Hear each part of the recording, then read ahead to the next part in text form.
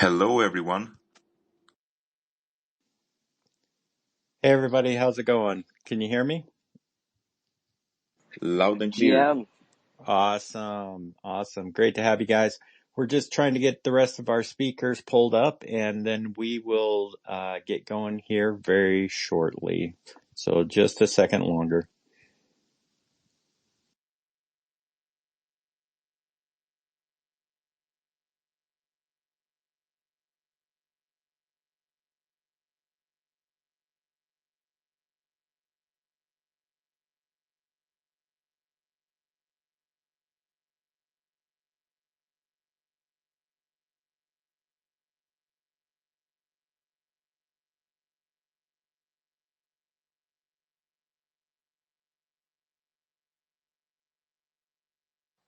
Hello.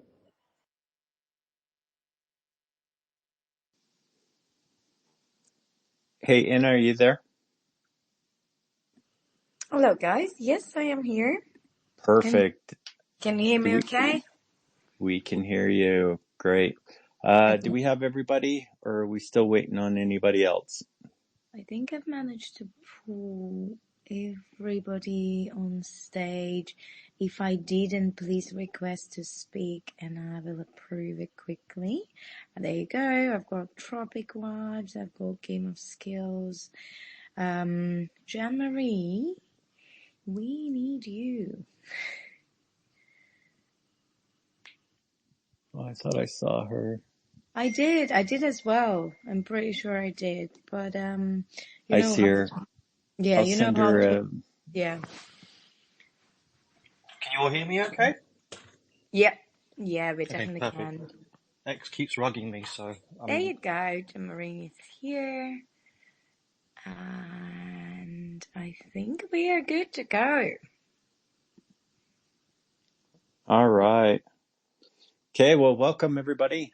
Thanks for joining the XTalks episode today, talking about protecting your assets in crypto. So today I'm joined with our co-host, Inna, on our XTalks handle.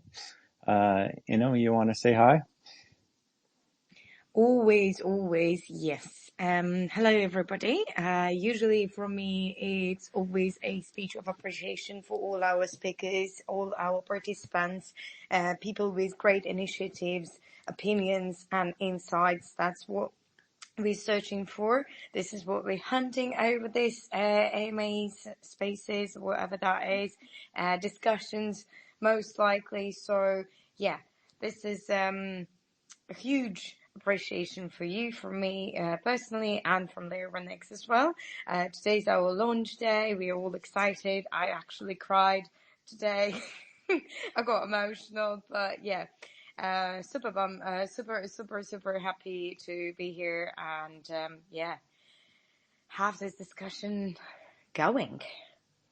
For sure. And my name is Cody. I'm the Chief Experience Officer at Layer 1X. And so thanks everybody for joining. If you're just tuning in, please be sure to share this episode out. It's going to be a good one. I think for anybody of any skill level in crypto or experience level in crypto, we can always teach a new dog or teach an old dog new tricks. That's for sure. When it comes to crypto, just because of how fast it's always changing. And so, yeah. So with that being said, let's kind of dive in and introduce our speakers today. So if you want, just take 30 seconds to give us your quick 30-second elevator pitch and what you're working on, who's behind the handle. And let's start with Jean-Marie. GM, it's your girl, Miss Jean-Marie. I am a recording artist and digital artist on chain. My day job is actually at Community Labs as a content writer and strategist. We build all things on the Arweave network, which is super cool. But when I'm in these Twitter streets, I am an artist just building and collaborating and prepping for this bull market. It looks like we're getting ready to get in. But yeah, it's always cool to be on Layer 1X Twitter Spaces. So I'm looking forward to the conversation.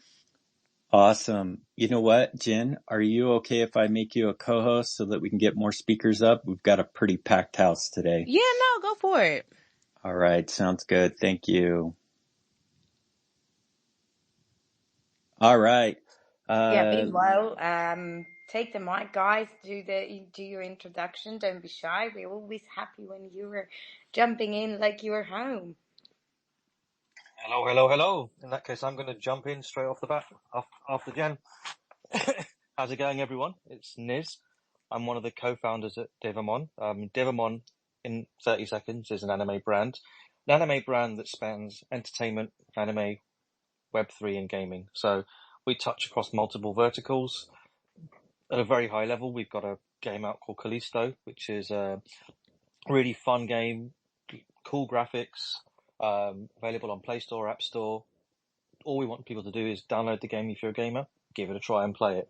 That's pretty much where we're at. We want to entertain people. We want to kind of bring Web3 technology easily and seamlessly with great technology partners like yourselves on board. Fun fact: we're one of the first Web3 mobile games built on Unreal Engine. We've been tweeted about by Unreal Engine, actually, just because they like what we're doing, and we have a nice sort of working situation with them.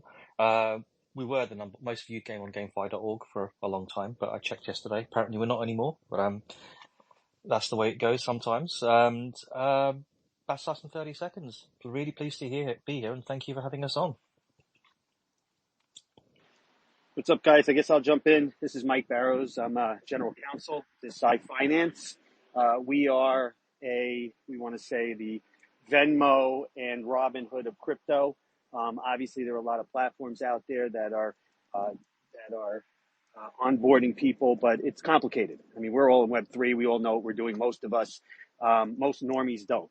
So the idea for sci-fi is to bridge that gap, get more people involved. Obviously, bear market's coming. Obviously, Ethereum ETFs. I mean, this is the time to be in crypto, and a lot of people are scared to be in crypto.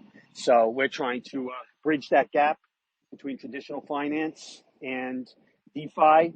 We hope to have a debit card feature attached. We're going to be one of the first in the United States to do that.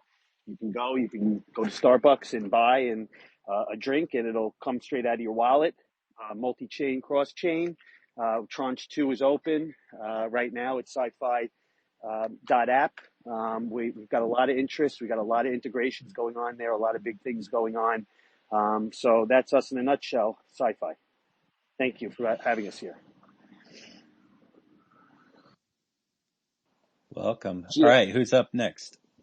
GM, everyone. Hey, my name's Tay. I'm a core contributor. Hello, everyone. I'm George from Illuminary AI Wallet.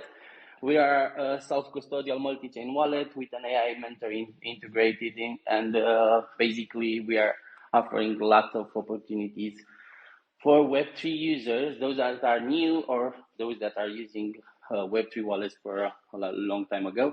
We are providing tools that helps users to make their Web3 life easier. Also, we will have a desktop version of the wallet soon, and basically combining AI with Web3 wallets. This is what Illuminate AI does today.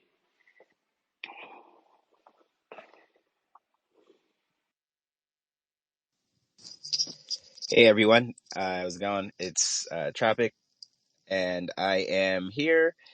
I podcast about the space. Just I got in through the NFT side and just everything related to Web3 blockchain technology. Here, located in Jamaica, onboarding my fellow Caribbeans into the space, and that's why this topic is kind of interesting to me because that's one of the things that we're doing right now. We're on a little push to go on various campuses and high schools and just bring in students, start them off young, so that way they can lead the way into this whole digital sphere, right? And especially in the Caribbean, rather than trying to play catch up with the rest of the world, Web3 is just one of the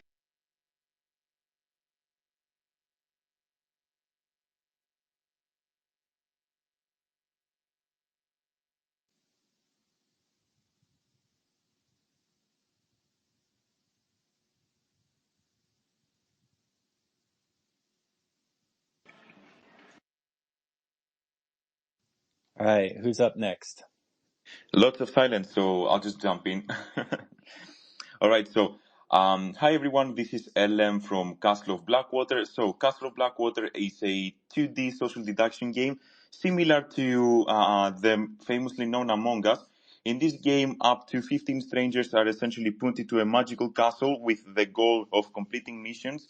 The game is split into three factions. Each faction bears a variety of characters with a multitude of different skills that you can use to your arsenal.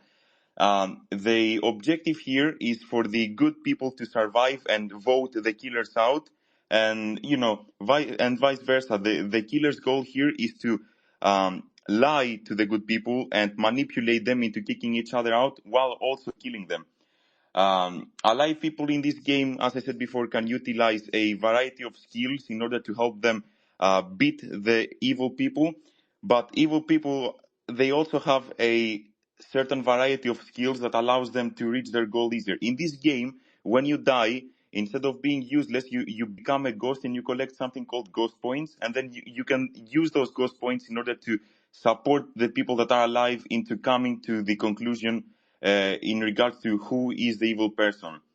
And that's essentially us. You're there. It's a very fun game where you can team up with your friends. And the strongest collaborators are those who always win. Thank you. Very cool.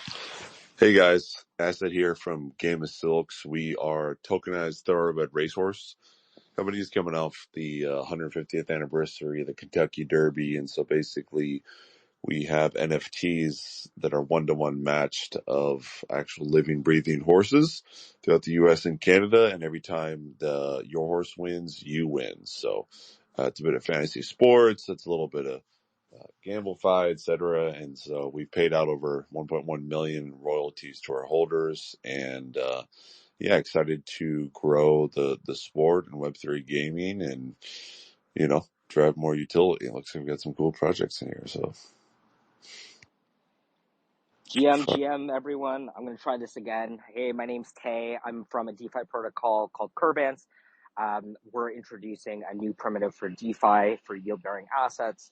We spent a lot of time thinking about user safety and security, so excited to be here and chat with you guys.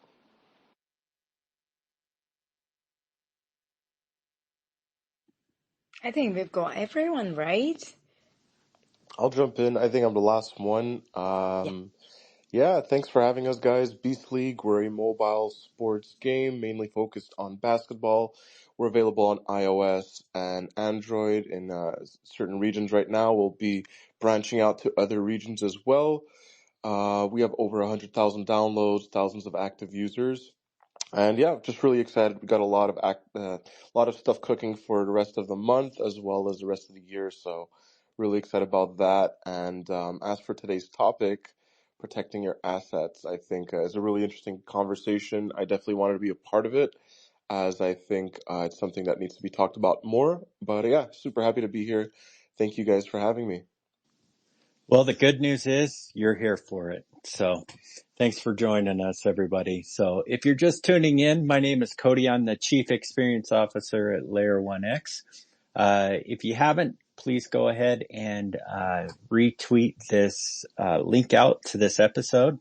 As you can tell, we've definitely got a full packed panel full of expertise in different areas of Web3. And so it should be a pretty good topic for today's discussion, and looking forward to it. So if you happen to have any questions for our panelists during our AMA discussion, please throw those down into the thread below, and we will pull those up at a little later in the episode, and we'll try to get those answers for you from our panelists. So with that being said, let's just kind of jump into things.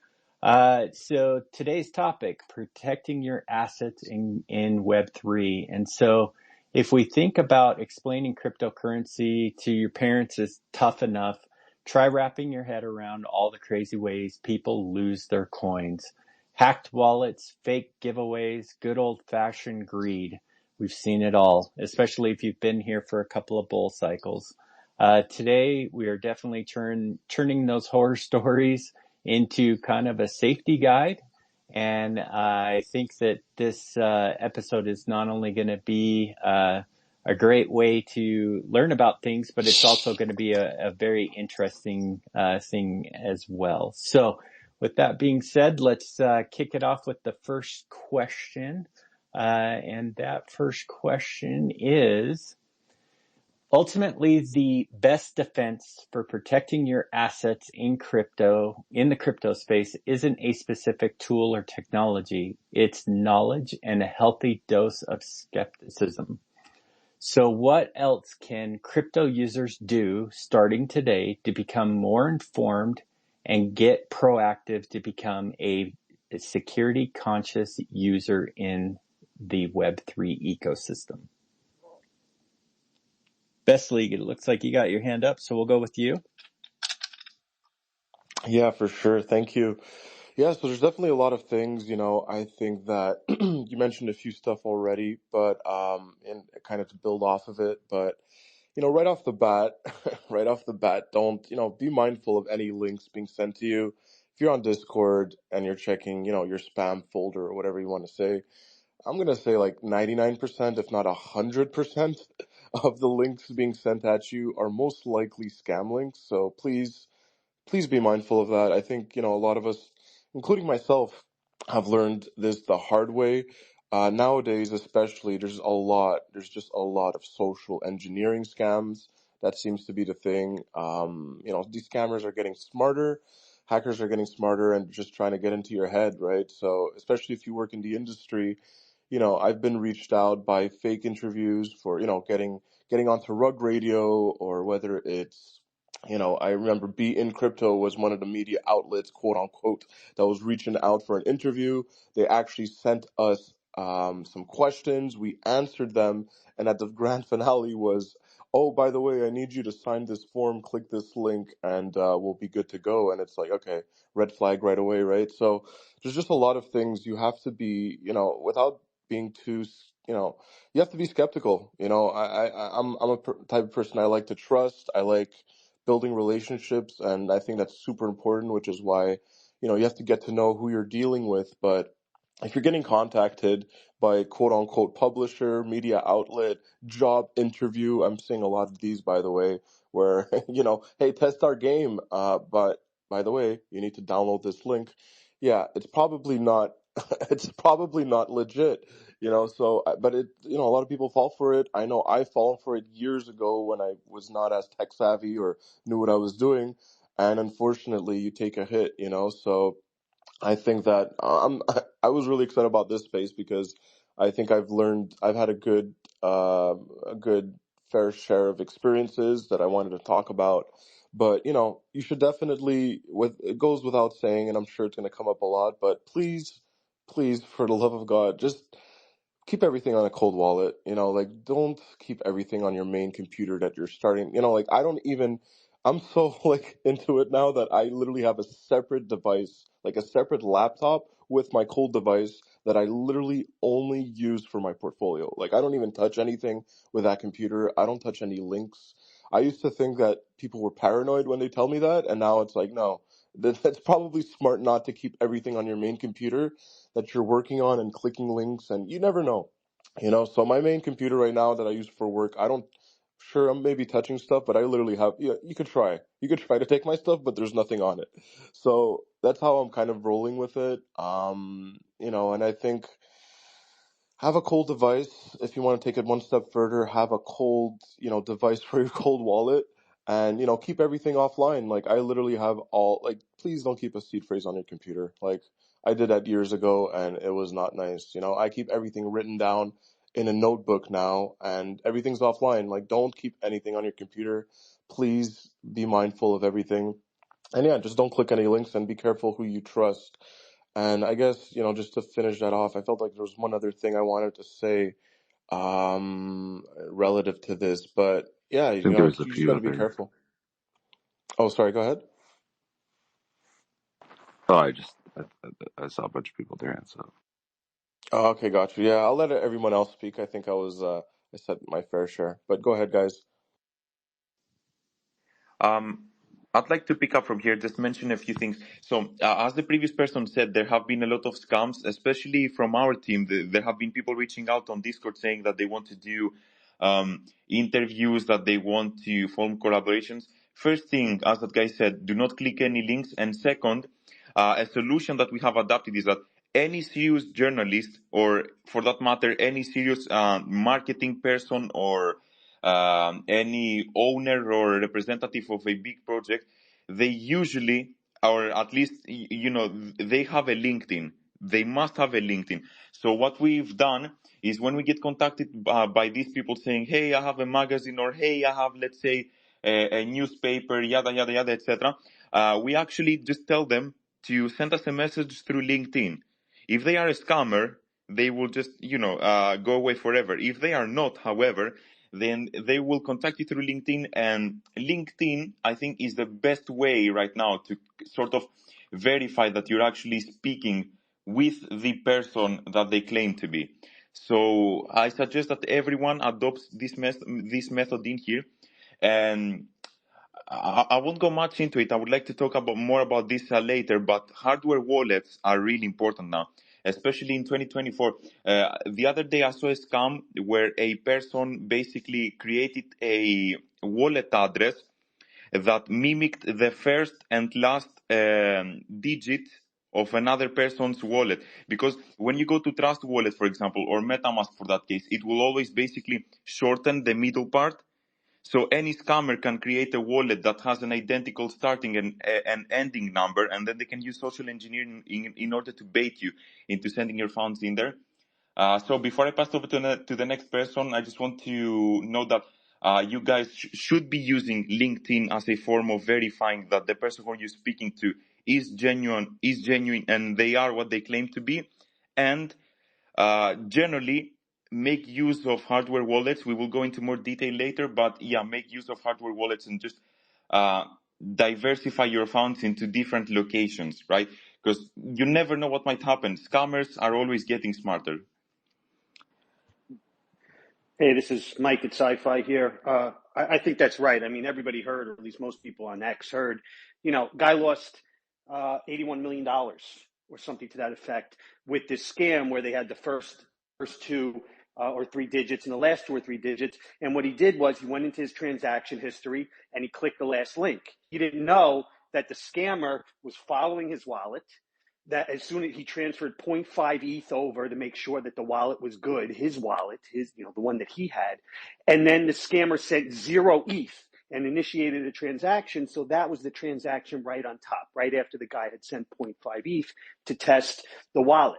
And the kid didn't realize it, was not paying attention, and he transferred $71 million to this scam wallet that was tracking him. This is online, this is on chain. Anyone with a lot of money is being targeted. Anyone with a lot of money has scammers looking at them and are waiting for this 0.1 ETH transfer to test the wallet. So you got to be really careful. You got to double, triple check everything. Hardware wallets are great. I myself have hardware wallets. I myself have wallets on my phone. The wallets on my phone have next to nothing in it. Everything is in a hard wallet. There's no reason why you shouldn't spend $100 and get a Trezor, get whatever wallet you want. It's just dumb not to, because scammers are following you. Off topic to that, there's also a lot of other issues. I myself and the other two founders of Sci-Fi, we're all in DeFi. We've all been in it since the beginning. All of us have had our wallets drained. One recently, because we were checking out another feature that we wanted for Sci-Fi. And we went onto the website, looked like a legitimate website. One of the owners clicked the link, boom, 300,000 gone. So don't click links to anything. You're not special. You are special to yourselves, to your family. You're not going to win that prize. Someone comes to you, hey, I want you to do this. You got 2 or 3 ETH. I'll give you per month to do this. It's a scam. Okay, triple check. You're going on to some Web3 collection, PFP collection, whatever it is, DGods, Bored Apes, and they have some giveaway.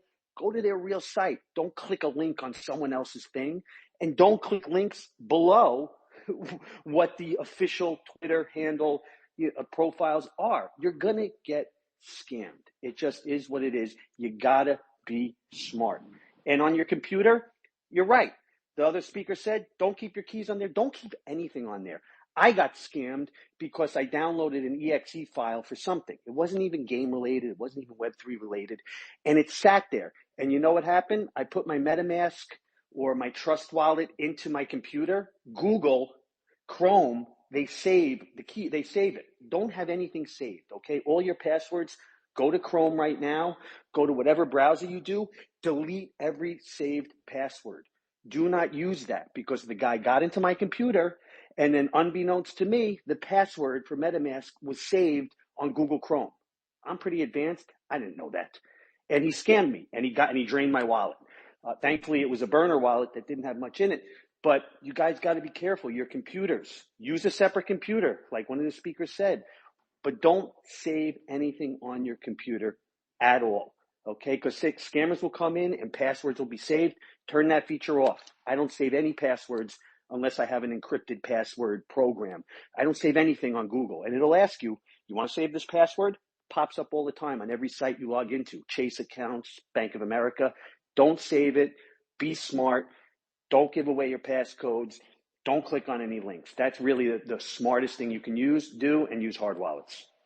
Thank you. Just to build on that, before we dive too deep Yeah, I into totally agree specific with you guys. methods, And also, for us as a hot wallet, we are looking for solutions uh, to prevent and to educate our users. And this is what I suggest to all the builders, to try to do everything in order to educate their users, and also to prevent what the users can do by mistake. And there are a lot of APIs that can allows us, for example, there's Alchemy that allows us to run unsigned transaction on testnets. And we basically can combine that with an AI and prevent crypto drainers, because you are checking the balance changes and you can see if something is weird and it's trying to drain the account. And that's with an unsigned transaction. And I suppose the mission is on us, and we have to educate our users as builders. And that's one of the most important things. And we can use things like vocal guidance. We can use things like combining APIs in order to prevent fund losses. And we can help our users to understand easier the things that they are about to do and the ways they can protect their secret phrase, and how exactly means a secret phrase for them, or a private key, because that's basically the same thing at the end. So yeah, we have to educate our users, not just suppose they know everything. Yeah, 100% agree with you on that one. Let's go to Tay, and then we will jump over. We have Merlin who just joined us, and we'll give him a second to give their shill. oh man, poor Luminary. I feel like we're fighting for the stage right now. But yeah, so before we dive into the specific methods of like how to prevent getting hacked, I think one of the things that we should do is kind of set the stage of like how serious this problem is. In the last 2 years alone, there's been over $6 billion stolen in crypto in general. 6 billion with a B, not an M. And it's just a staggering amount. And if you look at like how these things are actually dealt with on a law enforcement level, we're really, really not there yet. So what we're looking at is the Wild West. You have state-sponsored hackers going after folks that really have no OPSEC or security in mind. And people are getting really, really burnt by this. We've had some folks mention things like cold wallets. Well, if you sign a malicious transaction, a cold wallet won't even help you. If you get your address poisoned and you copy the wrong address from Etherscan, your cold wallet won't help you. So my biggest advice to people is take the time to understand how big of a problem this is really. Take your time, do your best to learn. Always make sure that you're verifying that you're engaging with real accounts, you're dealing with your own wallet address, and just take it day by day. And we can dive a little bit into more of the specific methods like safe wallets, wallet guard extensions, other things like that can help automate some of this process for you.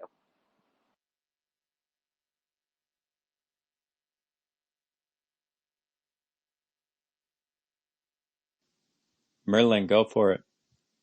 Give us your 30-second Yeah, g'day elevator guys. pitch.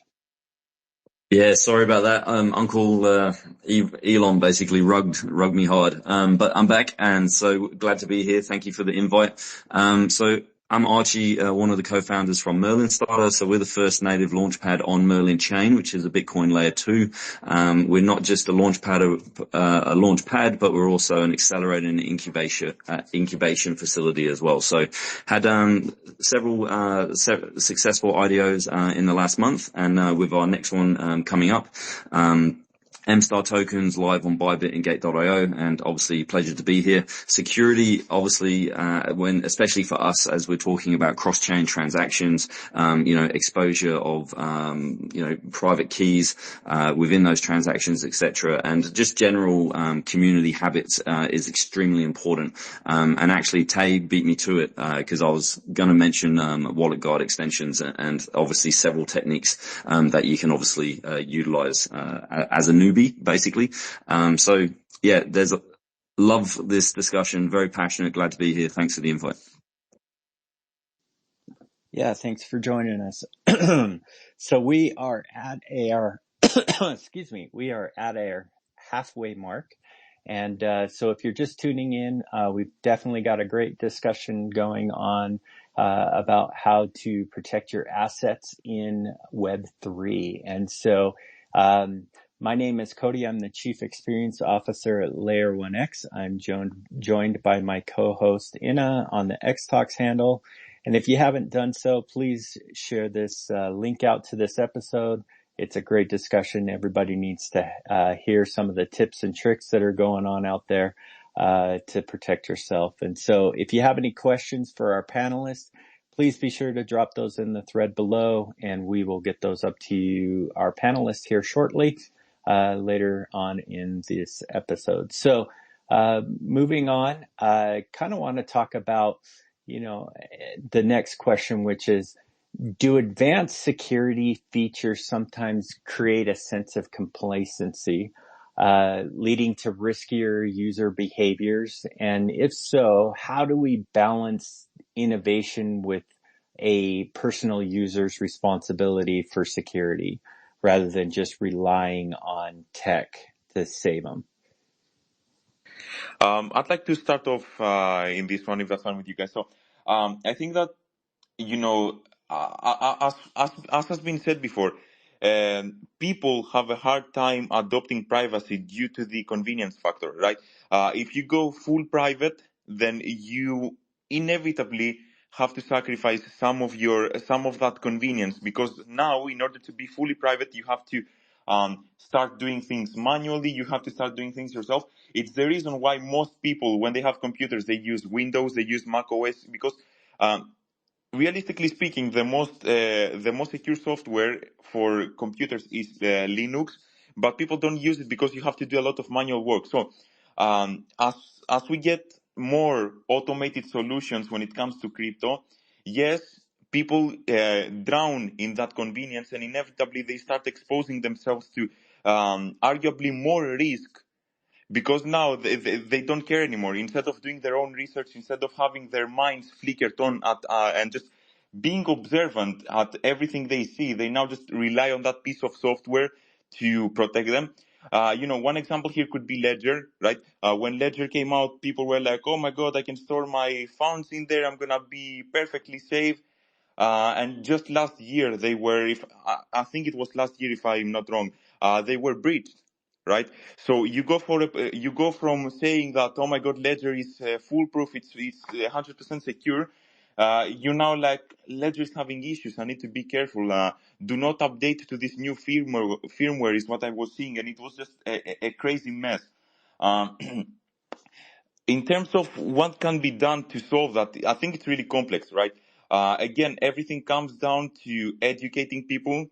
Every project, and in general, every entity inside of the crypto space inevitably has a responsibility to at least providing people with some sort of information towards protecting yourself, right? This could be as simple as saying, for example, you join a new crypto project and they say, "Guys, don't click any links.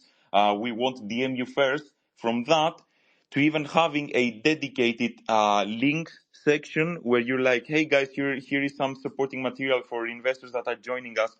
And I think that when you're using software that just automates everything for you, despite the fact that now everything is automated, you still need to have your eyes peeled, right? Like every once in a while, do cross-check that your transactions are what you think they are, right? That you send things to the correct wallet. Do check that your passwords are saved securely somewhere, or in general, do check that you are not downloading from untrustworthy websites, right? And I have to say this especially for hardware wallets. I was speaking with some people the other time, and they said, the Google search engine, it can actually be manipulated pretty easily. I am from Greece, and what I've seen is that some scammers will swap out Latin letters with Greek letters, right? Now, if you are a normal person, you won't be able to tell, but because I am from Greece and I know the grammar there, I'm able to distinguish that. This is not the case for everyone. The solution that was given to me was that one of the trustworthy ways to find the legitimate website for a company that's selling hardware wallets, for example, is to go through Twitter, right? You just locate their Twitter, and then you're able to pinpoint their website. So to finalize here, what I was saying is that in general, yes, the convenience that automation is bringing to crypto is essentially impeding on people's ability to be more, more careful. People are starting to be more carefree, and as such, they're exposing themselves to more risk than they need to. But the way to combat this would be to educate people to always have their eyes peeled, despite automation being there. I see automation as a tool to be more effective, right? You can use automating software for effectiveness, but I do not think that you should be able to rely on it. And that's what we need to strive to educate people for. Hey, I just want to jump in right here. I think you made some great points, but my hot take for the group is that I really reject the idea that automation or tools creates complacency. I think where we're at in crypto right now is like we're in like the pre-seatbelt era, as I call it. You know, back when they made cars, they didn't have seatbelts built in. There's no safety features. That was an industry innovation that automakers decided to do themselves. And saying something like tools makes people complacent. That's like saying seatbelts make people complacent when they're driving, or airbags make people complacent. I think we need to have guardrails within the system to actually help people navigate it, because by far the most dangerous thing you can do is raw dogging your assets in a MetaMask cold or hot wallet. That's on your mobile device that's connected to other, wireless things. So yeah, I really think, where we're at is building in safety features. It's going to become even more common practice. You have exchanges that offer two-factor authentication, multi-factor authentication, all types of stuff to help people stay secure. And I think that's going to become the norm as we go forward. Facts. Yeah, it's a balancing act. Yeah, because you can't.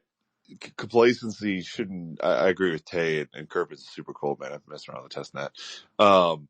It's like tools like Harpy, tools like Wallet Guard, like where Web3 isn't like a brand new thing. Like we've been around so long, the industry itself needs to step up their security standards on all measures and hold the leaders, that has most capital and like sway, like Coinbase, Gemini and stuff to accountable to invest more in guidance and education around that. Cause that's really what it takes a lot. Like all these things, you can Google it and get rinsed. That's why Castle made a good point. Always use Twitter. I recommend that to all my new friends.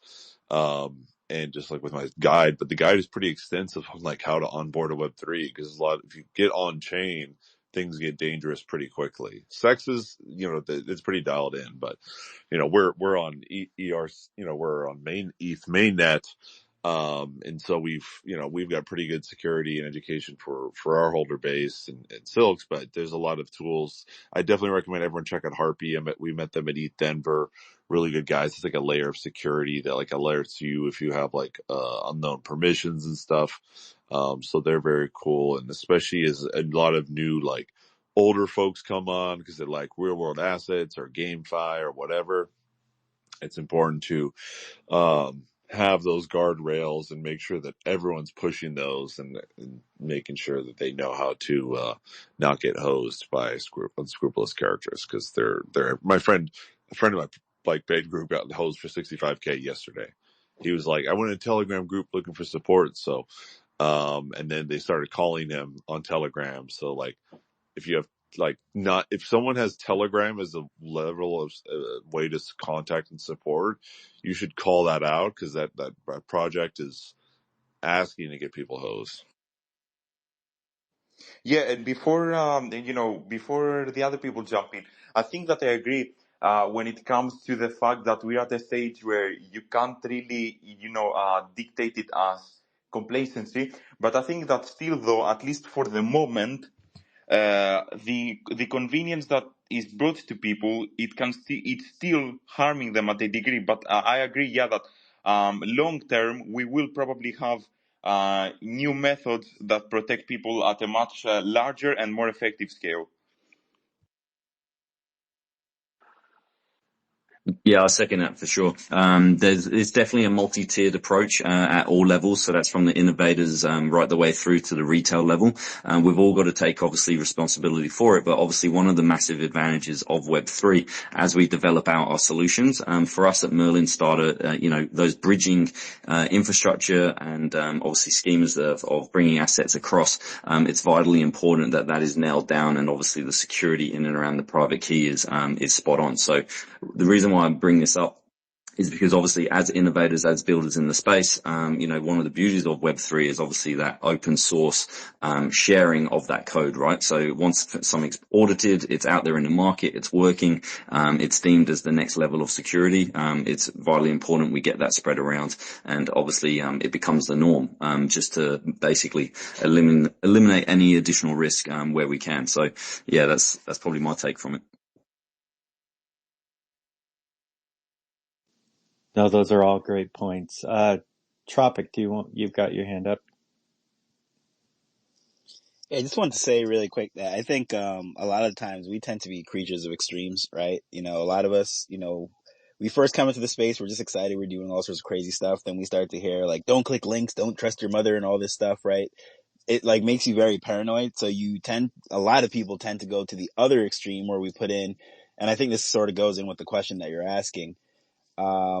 All these different security features, we put in hardware wallets and all this software and everything, and then we think like it becomes like a false sense of security, like a gated community. But just because you live in a gated community doesn't mean it's a smart idea to then just go put piles of cash on your front, doorstep. And I think a lot of times what ends up happening is like with the software and all these different things, I've seen so many people, even with hardware wallets, just make dumb decisions because they think that, oh, okay, I have a hardware wallet, all is good, rather than just using common sense with it, whether or not you have the technology and all those tools.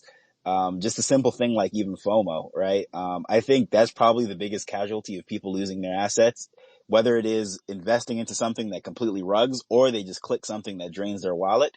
It's because they see this opportunity that they think is the once in a lifetime opportunity and they're never going to see it again. They don't do their due diligence. They click the wrong thing or whatever it might be.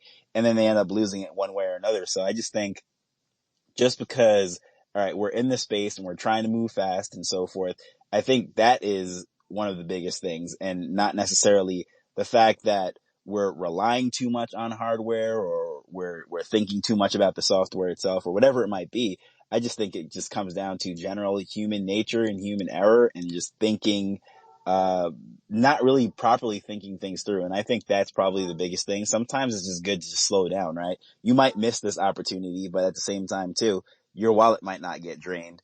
And you're more likely to get your wallet drained than to mint out the next Bored Ape on, whatever's minting tomorrow morning, right? So just put that common sense in there, I think is just, something to put into perspective. Yeah, and I think common sense and we have the tools and you don't have to overcomplicate it, and there is two-factor authorization and there are simple things. Revoking transactions is another way to do, not many people know this and people get drained because some failing project gets hacked and then the permissions are still in your wallet from 2 years ago. We hear this all the time. It happened to the Bored Ape community not too long ago. There's simple things. Wallets have the ability to revoke permissions. You don't need to have permissions open for every single thing that you've ever done for the past 5 years. So it's important to educate, like everybody's saying here, educate people. A simple thing like revoking all of the transactions or permissions that you have in your wallet. Go do it now. And then you can't get hacked because someone left the back door open somewhere on a project that you bought 3 years ago. So education is really is key to this, and having functionality. And I do think as we progress, there's going to be more automated features in wallets. I mean, Phantom Wallet is amazing. They've got amazing fail safes, but there's simple stuff. Two-factor authorization, revoking permissions, safety and education is really what you guys need to keep in mind. You're not going to just, like you said, if you don't mint out the next Bored Ape, you buy it for 1 ETH more the next day. Better than getting drained for 50 ETH. So you just got to be smart. You got to take it. This is real money. Doesn't look like it, but it's real money. And you wouldn't just put your credit card out somewhere and leave it on a table somewhere, right? So you just got to educate. Got to be smart. Simple things, revoking transactions, permissions from previous things that you've gone on to. All of this stuff is smart. So just be smart, and you won't get drained, or at least you'll minimize the risk. I love the points that you guys are bringing up. Slow down, be smart, get educated. I think those are definitely ringing true as for anything in life as well, just not crypto. But kind of moving on to the next question here. Castle, did you want to add one last thing before we move on to the next question? Yeah, actually, I think we can move on because what I want to say is that how do you what do you think is the best way for people to sort of educate themselves, like quickly, like where can someone just route themselves? Is it Google or YouTube, or could it be like Telegram lounges or groups? That's a great question. I was actually going to ask that down the road, but let's jump into it. Where is a good place that listeners can go to educate themselves on security risks or how to protect themselves? Where do you guys go? Yeah, I'll George or jump Dad? in. I'll jump in and call him out because I've just seen him joining the crowd. Actually, there's a gentleman down there called Michael K.eth. He's the partner director from WalletGuard. I highly recommend checking out WalletGuard.app. It's saved my bacon a few times. It integrates with MetaMask. It basically dumbs down the transaction and basically analyzes what's about to happen before you sign, and essentially it gives you the output in very layman, very easy, plain language. So definitely check out that application. I've got it. It's a free download. Yeah, I don't mind shilling this. I've got it plugged into all of my different types: Chrome, Brave, Firefox. So yeah, definitely check that out. But that's probably my hot take. Yeah, do you mind sharing that in the section above? Jumbotron. It's already shared, actually. It's already shared in the comment section.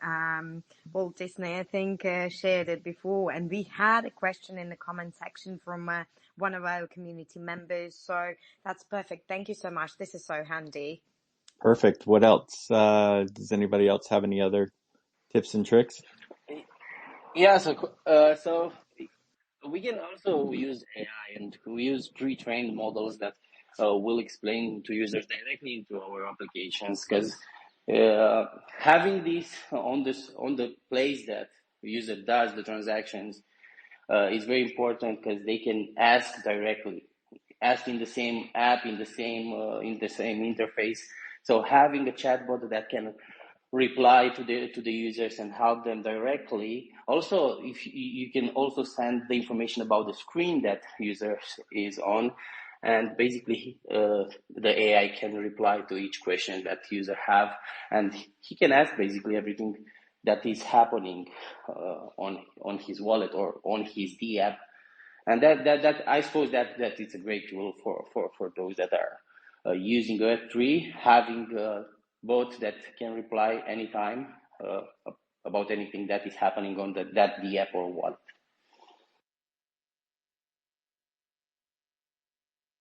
Clutch. Yeah. I'd say that and Harpy, Wallet Guard and Harpy are great tools to use to protect layer. And then for newer folks, like Crypto Dad has some. It'd be cool to see more KOLs in the space, like hammer on security a little bit more. How does it sound for you guys? Yeah, no, we heard you, Luminex. I think there was a little bit of lag earlier, but no, it's that AI and having that predictive analysis is super useful for sure. Michael, you got your hand up. Hey, GM, everybody. Obviously really loving the conversation here. Yeah, as somebody else mentioned, on walletguard.app, we actually wrote tons of different articles on how to create your first wallet, the difference between a private key and a seed phrase, what to even do, God forbid your wallet gets drained. So it's all free. It's all open source, and it's all in one place. So yeah, sharing good information definitely goes a long way. Also want to give a big shout out to Boring Security. They hold monthly classes and they're completely free, and you don't have to have a Bored Ape to join them. So they also talk about Wallet Guard and wallet safety tools there as well. So tons of different free resources out there. We don't believe that any of that information should be token gated or paid for. We think it's all for the net positive of the space. So really appreciate you guys shouting us out. Yeah, thanks for joining. Anybody else have anything they want to share on that? If not, I will go to the last question.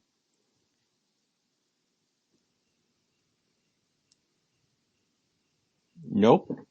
I think go for it. There are like 57 hands up. There are literally 57 hands up, but we're also very conscious of everyone's time. Yep. So, did we have any other questions from the community?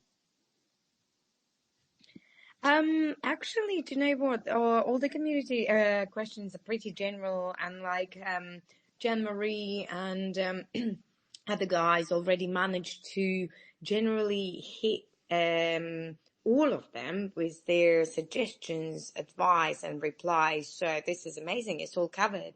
We can definitely go back to our guests. Perfect. So, we haven't really talked about this much, but I've got to throw it out there, because there's a lot of people feel that increased regulation could also improve security.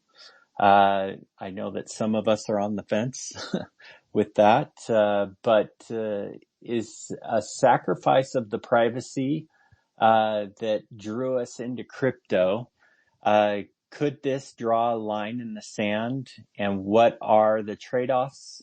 And what are we willing to accept when it comes to regulation? Yeah, it's funny that they say that, but it's like there's real no weight at all to that statement. It's like, what do you like? People, you shut down these dexes, you shut down like Tornado Cash, you shut down these privacy things.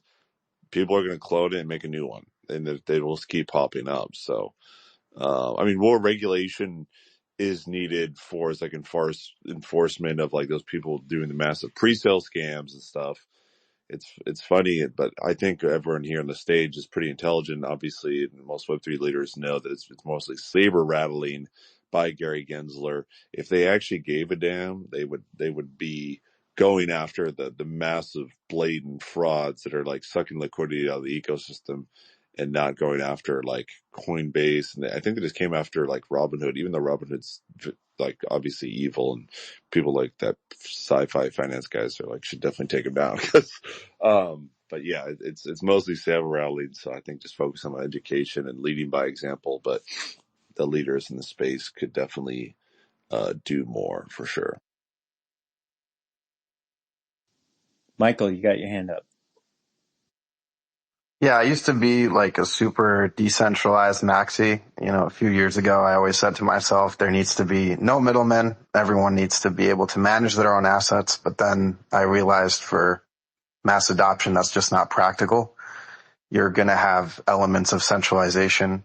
I think over time, as people try to come into crypto, there might be people out there that just don't want to manage their own keys, but they want to have their skin in the game. So it's going to require these intermediary services like custodial services, in order to manage people's assets that just don't want to be their own banks. I think, for us, people in this space right now, we're comfortable being our own banks and managing our own keys, but our parents or our grandparents might not want to necessarily do that, but they still might want to own crypto. So I think that's only possible to pull off if you have certain elements of centralization in between, which is why I think it's going to take decades for this stuff to get to where it needs to be. But I also am happy that it's going to take decades, because imagine mass adoption happened very quickly and you still have the amount of security issues and threats in the space that you have now. I mean, there would be 10 times the amount of liquidity that's being lost to scammers. So it taking time for tools and people to come in and build these middle layers, I think it's a net positive for the space as well. Yeah, I liked what. Yeah, and I think. Oh, I was just going to say, Sorry. I totally agree with you. If crypto is going to definitely change the world, it needs to work for the whole world. I like what you said there. Sorry, go ahead. 100%. Listen, I'm being an attorney in the crypto space and general counsel to multiple Web3 communities and DeFi applications. I mean, it has to be. There has to be regulation for, like you said, for it to be mass adopted. That doesn't mean that Gensler, who's trying to classify everything as a security, is a good thing, right? Robinhood won a victory the other week where they moved for summary judgment, and their non-custodial wallet was deemed not to have any type of issues with SEC compliance. And almost all, except in California right now, all non-custodial wallets are kind of free from the SEC. California has put some new regulations in that kind of brings that into a gray area, but that part of the ruling, and Gensler's overstepping leaps and bounds, but there needs to be regulation. There are scam tokens. You all see pre-sales. You see all these shitcoins on Pump Fund. There needs to be a component of regulation for people to have trust. And Gensler is going overboard, but I do think that there is some net positives to it. And there are some net negatives. Traditional finance doesn't want DeFi, right? They're trying to put a stop to it. They're trying to regulate it. They're trying to do everything they can. United States government wants a centralized digital dollar. They can't compete with Bitcoin and Ethereum and the other ones unless they start cracking down on them. But I do think it's a good thing. It does protect consumers. It does instill confidence, and that's what we're all here to do: is to promote crypto and bring it to the forefront. And fiat, no boundaries. You don't have to worry about fiat, and it is the wave of the future. But you need regulation. It's just a matter of how much regulation you need. Regulation hasn't necessarily stopped all Web2 scammers from scamming, have they, essentially? So there's regulation for the sake of it, and there's regulation for tracking of it. I think there is a fine balance to be drawn. Correct. But again, imagine you didn't have any police. Oh, no, right? no, I agree. It would be a lot worse. Yeah. There's always... Yeah, completely. Yeah, no, I completely agree. So I'm kind of, I'm sat with you on this one, my friend. It's just it's a case of will regulation solve it all in its entirety? No, I don't think it will, because it's not solved it elsewhere in the world. No. But will it go some way towards making it easier for people to not get scammed? Yeah, I think so too. So it really is down to that. Look, and the problem with it is politics, right? The problem is politics too. I mean, all this regulation is not purely to protect people. It's to protect the big money guys. So I do think that there's a right there's a little right and a little wrong to it. They just got to find that balance, and we got to keep pushing it with these lawsuits and amicus curiae briefs and educating that it's not what the SEC thinks it is. I mean, look, I've come from a security background, tech security, and the weakest part of any security system is people, right? So if someone's going to do something stupid, you're not going to, whatever you do, you're not going to be able to protect them ultimately, whether that's a cold wallet, whether that's regulation, whether that's anything, but what we can do is, educate people to the extent that, like we have to do, to the point where you can mitigate it as much as possible. I mean, heck, I come from a security background, but I remember receiving an email from PayPal telling me I'd ordered a woman's dress that wasn't my wife's size. And I was dawn of panic, thought came I was like, shit, what's my wife going to think if it's a dress that's not her size arriving in it? Then I was about to click on the link, and I was like, okay, good one.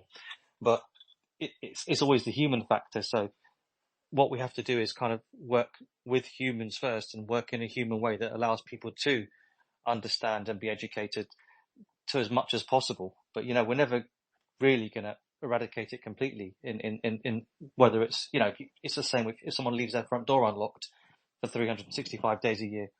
Their argument may be we're fine, but there's one day in a year where they might get robbed. So it is education really for me, and everything else that comes along with it, with the right technology, with the right security, with AI, with regulation, so on and so forth, right? Castle.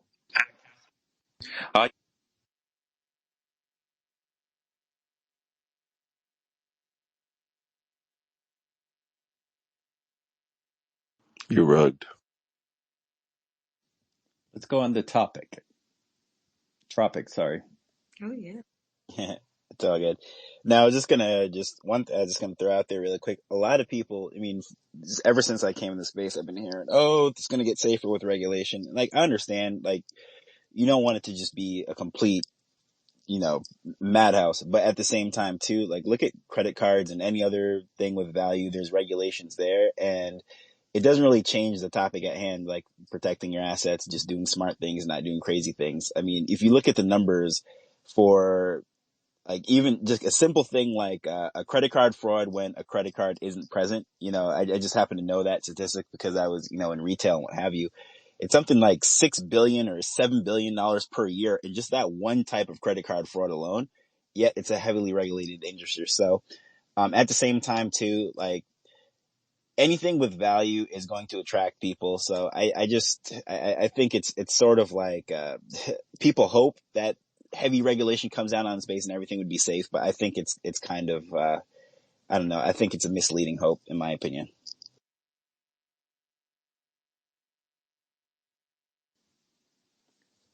Castle, you want to try one last time?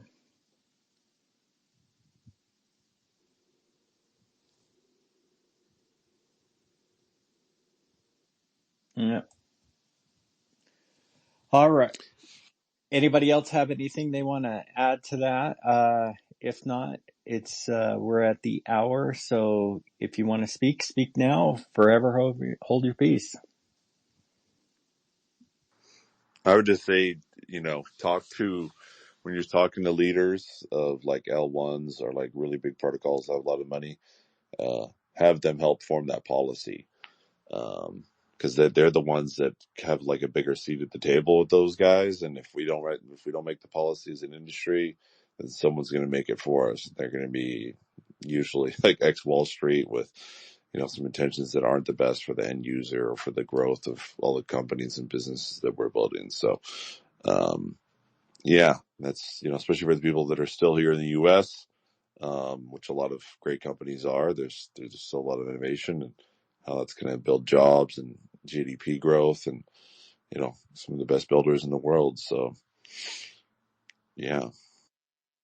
Yeah, just wanted to also be clear when I mentioned like having elements of centralization, definitely did not mean Gary Gensler and the SEC and their mindset coming in to fix everything. That's the exact opposite. I think like having, intermediary services, custodial services, that form of centralization where you kind of have this like feeling of, I'm not going to lose everything in a single click because I'm not the one managing my keys. I think that's going to go such a long way because obviously the last thing we want is over-regulation, and we also don't want regulation from people that don't even understand what the blockchain is, coming in and trying to tell us what to do. So there's definitely two like polar opposites here, but I think there's like a happy medium of like, have some elements of it and try to take that to the next level. No, 100% agree with you. It always keeps coming back to the education. Doesn't matter what side of the fence you're on. If you're a regulator or if you're a crypto user, it is all about educating yourself on what Web3 is all about. And that is probably the best form of protection that you have, to protect your assets in Web3. So, yeah, like I mentioned. Bro, wouldn't it be crazy though if Gary Gensler like today dropped a video and he's like, guys, be safe out there when you're clicking links. Make sure you use an antivirus. Make sure you're cognizant of your security. You're not going to get that from them. They don't really care about the protection or security of your assets. Like the only thing they're going to Facts. drop is pointing fingers at other people. This is why it's ass backwards, and we all know it. Yep, exactly. Yeah. The Exactly. clown show goes on. Yep. Well, at least we get to have some good reality TV going on if you watch C-SPAN, right? So, no, that was a great point. So anyways, thanks everybody for joining, this episode. We want to give our panelists a big thank you for joining us and sharing their expertise, their tips, their tricks, and, some experiences of, protecting their assets in Web3 as well. So if you haven't already, please give our, panelists a follow. They definitely deserved it. They earned it today. That's for sure. So, yeah, if you guys have any questions, feel free to reach out to them. I'm pretty sure that they'll, open up and, tell you a thing or two to, educate you on Web3. So, thanks again for joining us. And until next week, we will talk to you later. Have a good one. Have a great week, guys. Bye bye, everyone. Bye, everyone. Bye bye.